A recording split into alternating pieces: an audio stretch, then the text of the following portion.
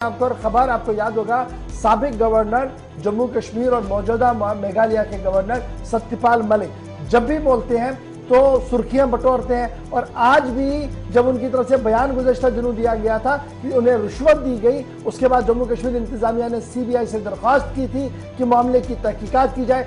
उसमें अब बाज़ाब्ता तौर पर 2 एफआईआर दर्ज किए गए हैं और एक एफआईआर जो मामला जनाब हमारे इंश्योरेंस का मामला है और दूसरा एफआईआर जो है वो बिजली वाला मामला है। दोनों मामलों को लेकर सत्यपाल मलिक ने कहा था कि करोड़ों रुपया रिश्वत देने की बात कही गई थी और कल टॉप मोस्ट आईएएस अफसर समेत कई लोगों को ग्रिल किया गया और 1 दर्जन के करीब मकामात पर सीबीआई की तरफ से बैक वक्त छापामार कार्रवाई की। जी हाँ नाज़रीन, सीबीआई की जानिब से जो है लगातार कार्रवाई जारी है। 14 मकामात पर छापे मारे गए हैं, तलाशी ली गई है। जम्मू के अंदर जो साबिक आईएएस ऑफिसर है नवीन चौधरी, उनके घर पर भी, रिहाइशगाह पर भी छापे मारे गए और तकरीबन कई घंटों तक वहां पर तलाशी कार्रवाई जारी रही। 2 अलग अलग जो है मामले जो है वो दर्ज किए गए, एफआईआर दर्ज किए गए हैं, जिनमें माना जाता है एक जो सत्यपाल मलिक की जानिब से जो इल्जामात 300 करोड़ रुपए के जो इल्जामात आयद किए गए, उनका मानना है कि उन्हें 2 फाइलें क्लियर करने के हवाले से 300 करोड़ रुपए की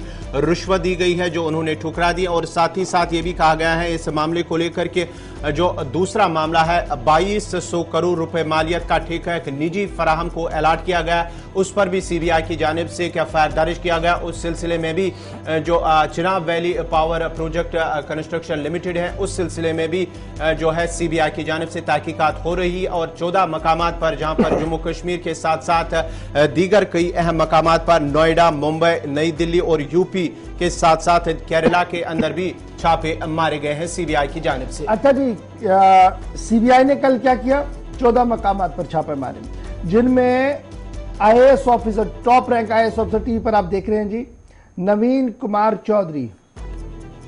नवीन चौधरी जो है ये आईएएस ऑफिसर है, इनकी जम्मू रेजिडेंस पर कल छापामारी हुई और प्रेजेंटली ये principal secretary agriculture development and farmer welfare department है जी। इनके बाद बहुत अच्छा महकमा है। नवीन चौधरी साहब के गांधीनगर जम्मू के अंदर और दरभंगा बिहार के अंदर छापामारी हुई। उसके साथ साथ फॉर्मर ऑफिसर जो चिनाब वाली पावर प्रोजेक्ट लिमिटेड के थे, उनके घरों पर भी छापामारी हुई और 2 अलग एफआईआर दर्ज की गई। अब नवीन साहब के अलावा, नवीन चौधरी जो आईएएस ऑफिसर है, इसके अलावा एमएस बाबू, इनके घर पर छापा पड़ा है। एमके मित्तल, इनके घर पर छापा पड़ा है। अरुण कुमार मिश्रा, इनके घर पर छापा पड़ा है। ये सारे फॉर्मर ऑफिसर और टॉप रैंक पोस्ट पर थे Chenab valley power project limited के। इसी में गबन की बात सत्यपाल मलिक साहब कह रहे थे और उसी की तहकीकात सीबीआई कर रही है, याद रखिएगा आप। अच्छा जी, अब जब 14 मकामात पर यह छापामारी हुई तो मामला केरला तक भी चला गया, नोएडा यूपी के अंदर भी चला गया, जम्मू भी चला गया, कश्मीर भी चला गया, तो छापामारी वहां पर हुई। रिलायंस, अब एफआईआर में किन का नाम है?